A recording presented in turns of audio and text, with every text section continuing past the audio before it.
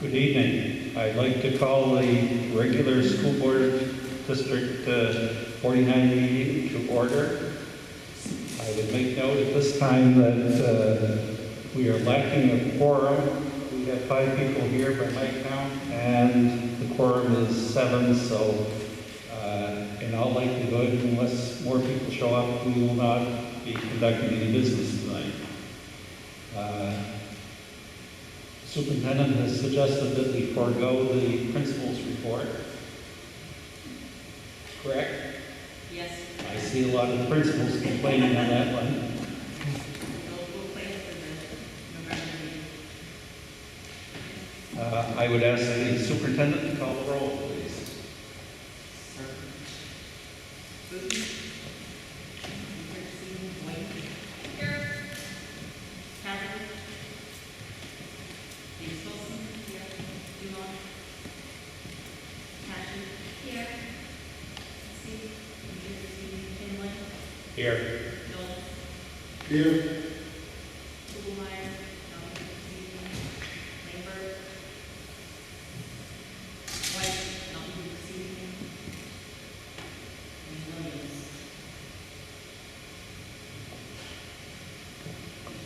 Williams. We do not have a quorum, and as I said, we will not be able to conduct any business. Would you stand for the Pledge of Allegiance, please? I pledge allegiance to the flag of the United States of America and to the republic for which it stands, one nation, indivisible, with liberty and justice for all.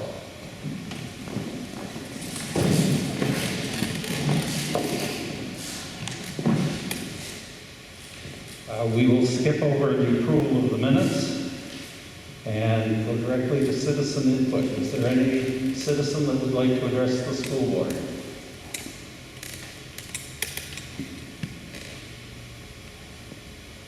Seeing none, we will move on.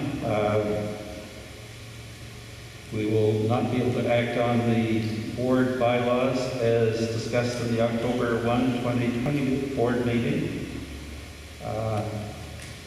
Under resignations, Lori Laporte, junior high art teacher, retirement June 2021. The action item 2, which is an addendum to the board to approve Vince a legal loan. Thank you. As District ELL English Language Learner Teacher for 2020, we will pass over and act on it at the next meeting. I don't believe there are any committee reports tonight. Do we have a report from the superintendent? Certainly. If I could just talk about the background for this nomination, the board members meeting, this is the top of my report. This position is a certified teacher's position for the SNL. We had that in our last budget in the first draft, and the position was removed because of a reduction we had to make in special services. However, shortly after, we heard from the Department of Education, particularly April Perkins, that students who require these services cannot be served through the consult model that we've been utilizing over the past, I would say 15 years or so. We have had a consultant who worked to coordinate and administer the assessment, and we had 3 educational technicians serving these students in the various settings.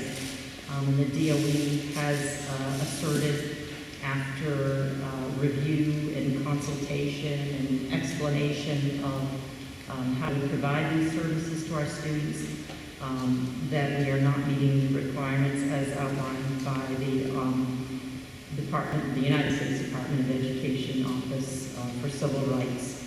And these students are entitled to some service beyond the consultation model. And the consultation model The students spend the majority of their day with a classroom teacher who is not certified to provide these services. So through the resignation of our consultant and 2 of our educational technicians, we are able to have a very close figure to the amount of funds that we would need to hire the SOL certified person. So this is the name we have before you this evening, and it is an imperative. It's not something that we can continue to choose not to secure for this population of our students. So that is just an update and an explanation. The next item is an update from our October 2nd teacher in service, and I thank the board for agreeing to add that to our calendar this year, and especially on very short notice. We think it was a productive day, and the district had developed a common agenda, and also this was in part developed with input from the Teachers Association, and actually it was born out of some conversations that we had through our impact bargaining and the development of the statement of intent that was just ratified and accepted. But it was, the time was intended to address components of the framework for return to classroom instruction, the ADOE's framework, and it was part 4, whereby we needed to develop common expectations for hybrid and remote learning models. And those were in place as we opened the school year, but they were not defined with the clarity that we are working toward. So we took 7 of the components of that portion of the framework and made it part of the agenda, and teachers worked through addressing some of these needs. And one being, the first part, if I could just read that part, plan for instruction to provide students with learning opportunities aligned to and which results in demonstration of achievement toward the MLR, the main learning results. Plans must include forward movement along learning progressions or through grade level expectations as reinforcement of prior learning and necessary intervention. And for example, we identified probably before the close of last school year that we would utilize the NWEA as a screener to address the gap in learning that had in part been created by the school closure in March.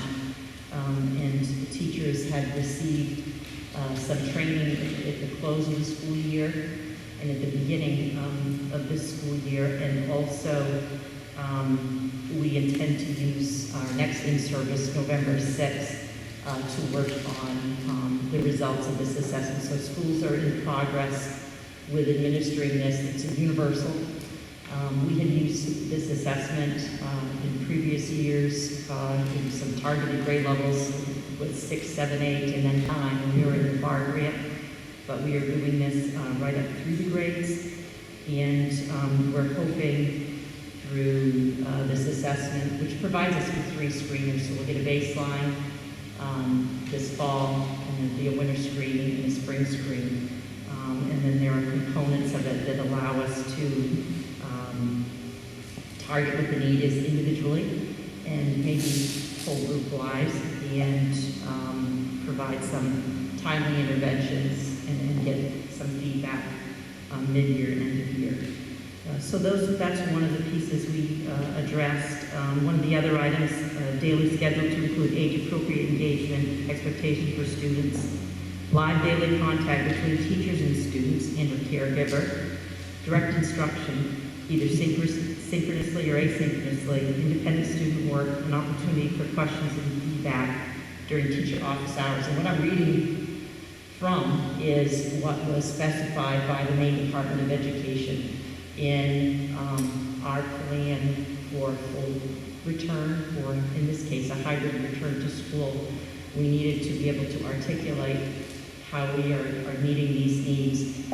And one of the greatest challenges, and I'll interface this charge that we worked on October 2nd, with a conversation we had yesterday with our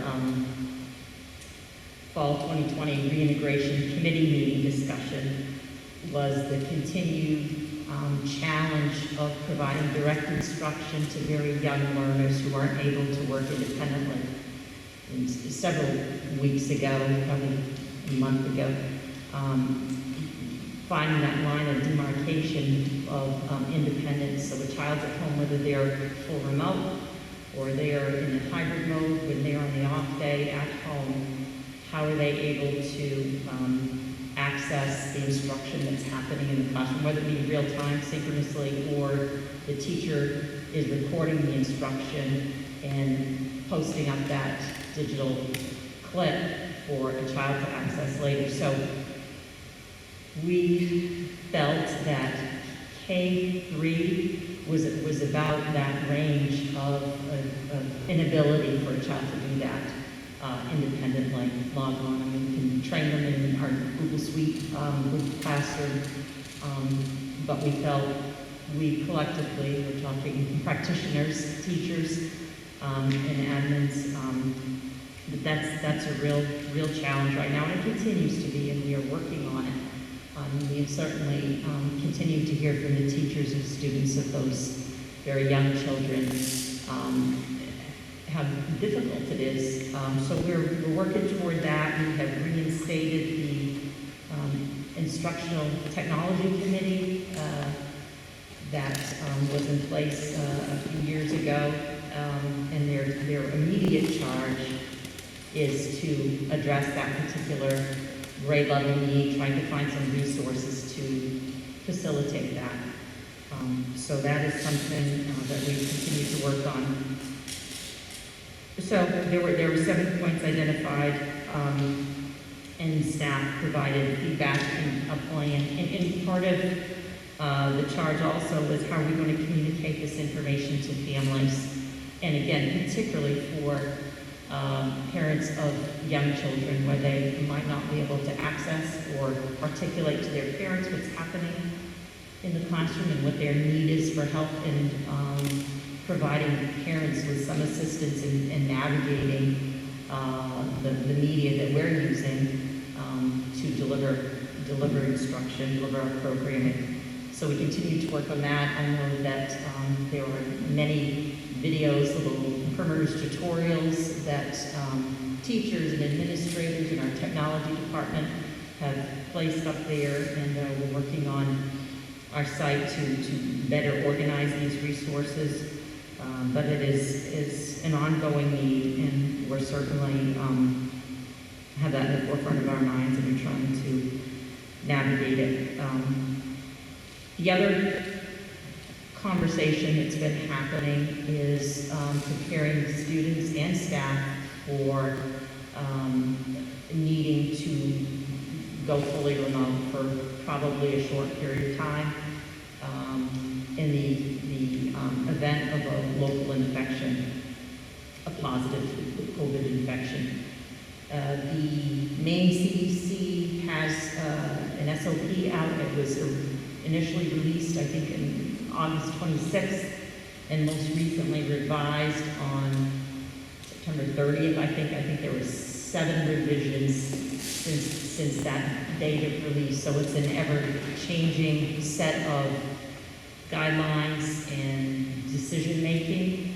And one of the stipulations is that there would be a need of 3 local infections that would cause a school closure, local contact in with staff, or families, children.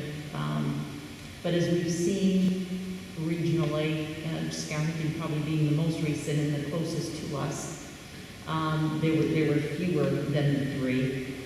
But I think a wise decision to close and take some time to gather more information and go through that very important contact tracing, which the CDC will be involved in, and an epidemiologist and investigator will also get involved in, but the school will be called upon to provide some of that information. So I I don't wish for that at all, but we need to be prepared for the possibility, particularly since, though today doesn't indicate it, the weather's getting colder, our tents aren't gonna provide us shelter and mask breaks outside for much longer. And we know that we need to be prepared for, what may be an inevitability, but I don't expect it's going to be something like what we experienced in the March closure. I think it's going to be, it's proved, again, regionally, a short period of time, and then we're back. So preparing staff for that with the resources they need. And most recently, we're talking the hardware resources. We have purchased cameras because teachers had asked for them, so that's a one-to-one provision for that resource. Laptops, we're purchasing other laptops for our additional staff that we have covered in our CRF grant, and we're looking at various pieces of software that will help facilitate that fully remote environment for a short period of time. The technology department had secured, or it was a late delivery, but we purchased iPads with our CRF funds, our initial round, and all K-1 teachers now have those devices for our students with the software loaded. And again, born out of instructional technology committee meetings a few years back, which I was a part of.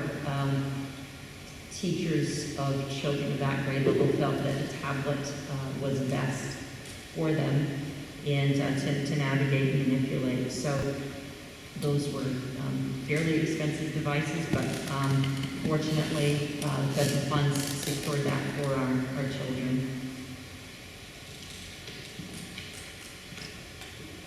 The other piece in reference to our CRF round 2, we filed that application later this afternoon. We were allocated actually $1.9 million, and I talked about that at the last meeting. And it sounds like a great and a windfall for the district. In this round of grant application, we focused projects on capital improvement. The first round and the ESSER before that, we were spending money on decals and plexiglass and personal protective equipment and all those hosts of things so that we could open the school safely and keep people safe and protected inside. One of the things, though, that we were not able to satisfy, and the second round allows us to do it, is address ventilation. And that, too, in our application, we went through and referenced justification for each of these projects through what was articulated in the framework. So the framework has 5 components of it, and the first being health and safety. And part of that is facilities and proper ventilation.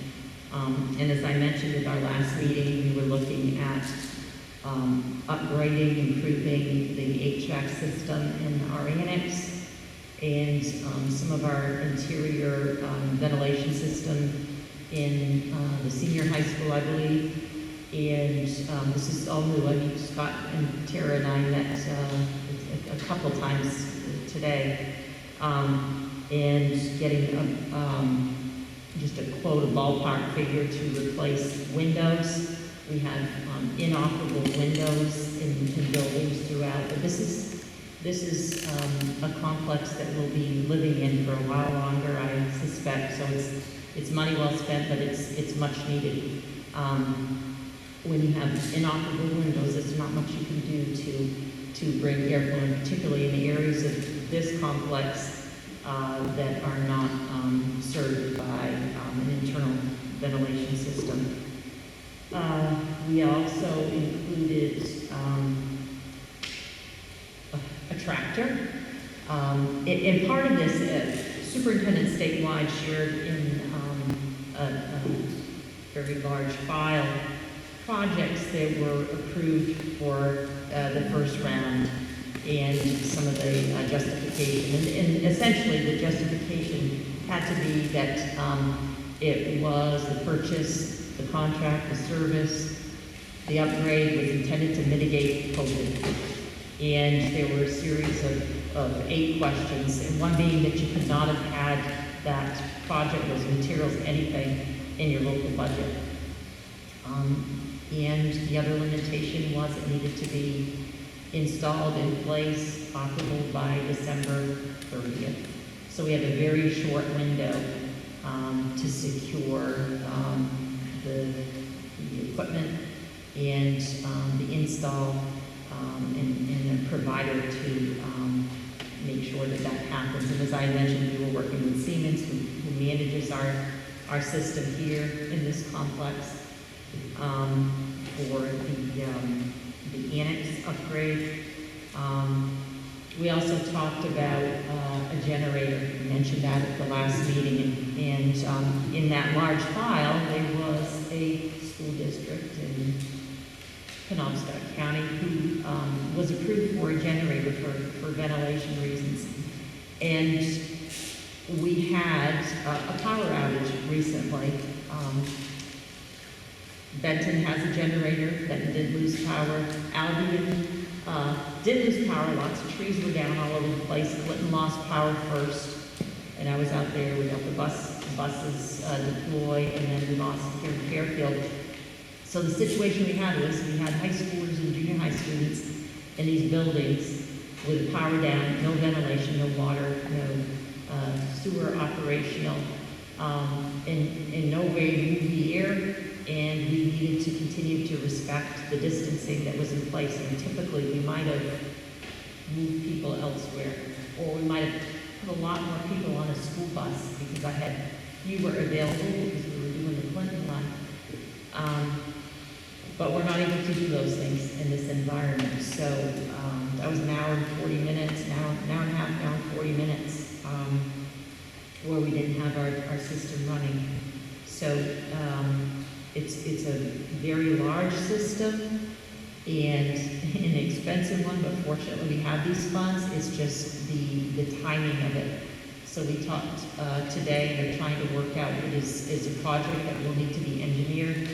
And then there's the placement of the generator itself and the pad and the structure that we need to lay down. So if we can't get the generator proper, which we've been told may take 12 weeks to arrive, which would put us out of the bounds of the time we can do all the preliminary work with the engineer and the hookup. And again, it's not a small thing like we imagine, or even the standby home. This is a major project. So hopefully we can use the funds for that. And we still have ESSER funds. Sounds like this is our 4th pocket of federal funding that's come to us in different ways. So ESSER was the initial. When we were awarded the CRF in the first round, we moved projects out of the ESSER into the CRF because the ESSER money, that initial money, we have a year or so to expend beyond that. So we don't have that looming deadline to expend the fund and get the equipment installed.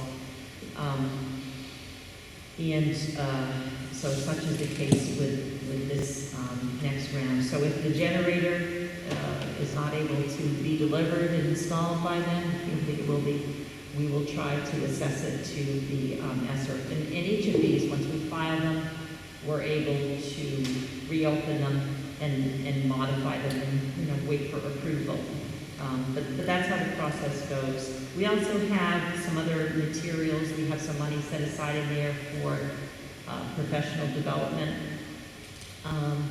Subscriptions, when I talked about remote instruction and what teachers are needing to make the programming more accessible to children, to students. The stipulation, again with this, a subscription is usually a year, 12-month commitment. In the first round, we engaged in, like, for example, the teachers, pay teachers resources. And when we filed it and signed that agreement, shortly thereafter, the rules shifted a little bit, and we had to prorate that subscription just through December 30th and move that balance into ESSER. So ESSER's not a bottomless pit, and we're utilizing it as it's intended to be used, but getting subscriptions is something that's a challenge, and it's for a very short period of time. We looked at, for example, Newsella will probably have that available through CRF through December 30th, and then if we continue with that, we'll assess it to some other account in these grants and fund it. So that's the update on the grant we just submitted. And again, I heard that they are reviewing every day. They'll probably have big classes. Today was the official deadline. I know some school districts have submitted them earlier this week. But that is our update. Does anyone have any questions?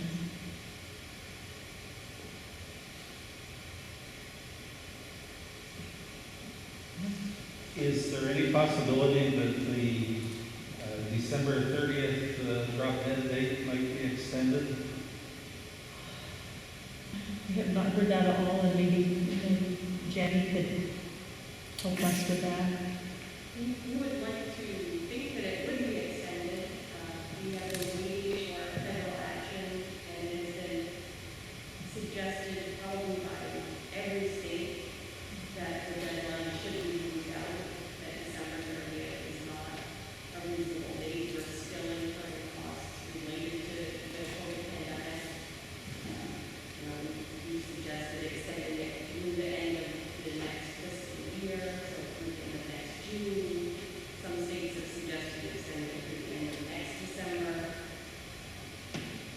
Even providing the flexibility on the date if there were no more funds available would help. But without federal action of Congress and then, being signed for the president, there's no wiggle room on the state's part. It's not a state decision. It is defined in the federal legislation. Thank you, Jenny. Any other questions? Thank you, Superintendent Person. The following appointments, co-curricular appointments have been made. Alexis Lewis, junior high field hockey. Jade Lynn Casey, junior high theater. Elon Furmage, Pride. Peter Spears, Pride. Tanya Joler, Spectrum Newspaper.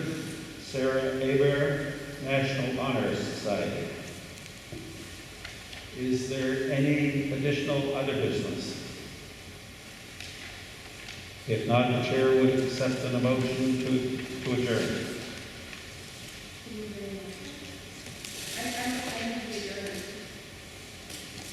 Is there a second? All in favor? It is unanimous. We are adjourned. Thank you.